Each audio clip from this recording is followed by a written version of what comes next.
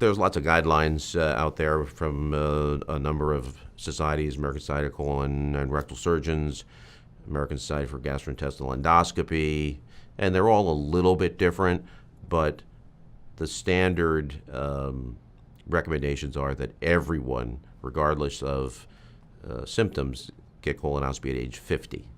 If there's a family history, we begin at age 40, or 10 years younger than the youngest relative with colon cancer. So if you had a brother had a colon cancer at age 45, we would start colonoscopy at 35. How often you do it depends on what the findings are at the time of your colonoscopy. If you have polyps, then you have a tendency to form other polyps and are at higher risk for cancer, so you're going to be watched more closely with more frequent colonoscopy. I think it's important to emphasize that I'm talking about screening colonoscopy. Screening means there are no symptoms. If you have symptoms of bleeding, change in bowel habits, abdominal pain, weight loss, or anything, or anemia, for instance, colonoscopy is indicated at any age for investigation of symptoms. The data is still emerging on that.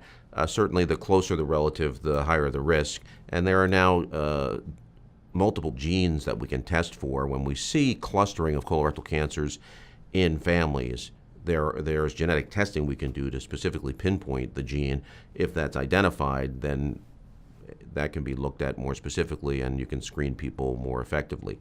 The answer to your question is first-degree relatives are the most important in terms of assessing someone's risk. But if you had grandparents on either side, and the parents who had colon cancer, and your parents both have polyps, well, that's also very suggestive.